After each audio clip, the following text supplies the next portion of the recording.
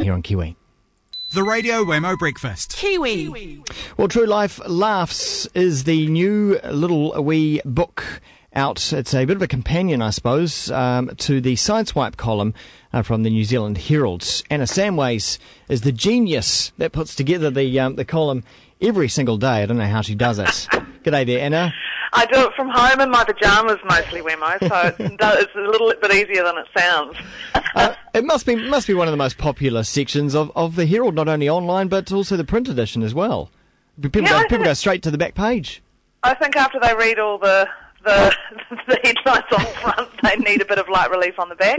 No, it has. I think it's worked well for the Herald. It's a great location in terms of on the back page there, and I just think what I tried to do was to try and be quite, not too pretentious, not too smug, just try and reach everybody, because that's where you're going to get the most readers there. How long have you been doing it now? Oh God, I can't bear to tell you. It's 9 years in April. Goodness. Holy cow. Yeah, but was it difficult at first, to find the material?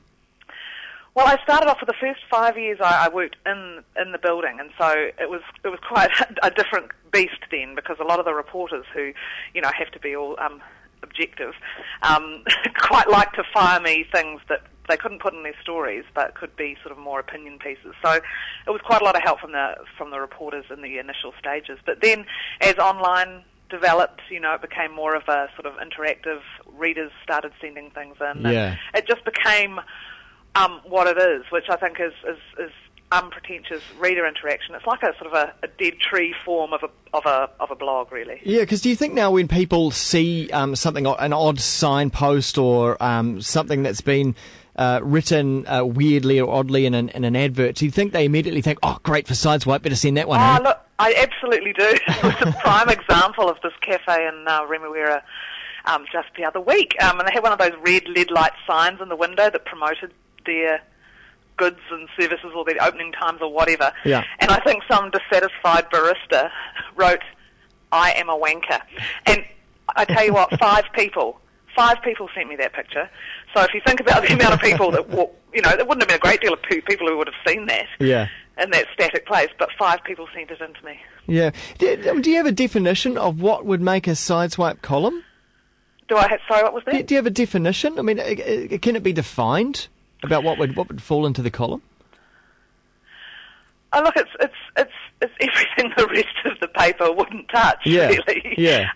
And believe me, that's changed a lot over the 8 years as well. Things that were definitely sideswipes are now becoming stories, and in fact, it's well, that's the thing. So sometimes it's stuff that the paper should be doing. The journalists should be covering. The bus lane thing was in Sideswipe a couple of years ago, and it's made, obviously, a big news thread, and I think it's a little easier to get something done. So it's good to bring something up in Sideswipe, but you do need the sort of the reporting and the detail and the time spent to cover an issue properly. Yeah. Well, the good thing is now, because often, the stuff it can happen and then it goes and then it's lost, but now it's captured in this wee kind of handbook, I suppose. Yeah, look, it's not. After 9 years, every day, I just don't want to add up how many words that is. But it's really the best stuff and the best sort of anecdotal stuff, like the cafe on Dominion Road who decided that they couldn't afford to give 2 eggs in their eggs Benedict, and so they changed it to egg, as in singular, Benedict, for the same $16, I might add. And the little 5-year-old who asks asked his mum and dad why the Blues cheerleaders wore clothes that were too small for them. That was his impression of the rugby. And the real estate agent who describes a basement flat as a reverse penthouse. So the stuff in the book is funny stuff, accessible stuff, family friendly. It's all good humour. What's some other highlights for you from the book? Some selections. Oh, look, the oldies are just brilliant, honest to God. They're fantastic. I wish I still had grandparents. I mean, there's this 80-year-old woman who dislocated her middle finger, and she went to the doctors and got it all strapped up, and driving on the way home, she obviously had her hands on the steering wheel and this middle finger looking like giving the finger to oncoming traffic, and she was mortified that everyone started, there were a few people started to abuse her on the way. So things like that. And there was a 5-year-old kid kid going through airport security, and you know how they have the guy with the wand at the end. Yeah. Well, this was a big Samoan guy with the wand, and he held out his arms wide, and the little girl just ran up to him, jumped into his arms, and gave him a big hug. Oh. So, I mean, you know, this is not all schmaltzy and sentimental. It's for real people, and it'd be a great Father's Day thing, I think. Yes, and perhaps even a stocking stuffer. Stocking stuffer. If we're looking that far out ahead, goodness me. A lot of imagery as well, and because people have got digital cameras or camera phones, and they can always just snap something so easily these days. And a lot of that is made to the book as well.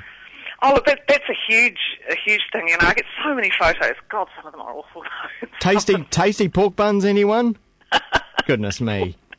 And it's like the Food Town, they have those notices up on supermarkets for, you know, giving away a cat or a lost cat or a room to rent. And there's one, you know, now you see sort of naked house cleaners, and there was one I saw which I included in the book for professional pimple popping. Oh, goodness. Disgusting, but fascinating all in the one go. Is that for real? Yep, no, it's for real. It's got the Food Town logo, it's got the writing. I fudged out the number. I think I rang it at the time to see if I could get an answer, terrifying as that was. And some of these things, as you say, are accidental, but some of them are on purpose. But sometimes it's the accidental ones that are even, you know, that are more funny. Like the one from Water Care Services out in Waitakere Ranges, where they've got a whole bunch of dams out there, and it says, "Please keep off dam face." And you would read that, and you may not think it's funny first up, but it's not until you think, "Oh, right, of course." Yep. Some of them are sort of slow burns, and some of them are pretty immediate, like the Porsche driver with the terrible number plate, big sack. Mm. Terrible things like that. People just have no taste. It might be Centre's car, though. That's what I sort of said it was.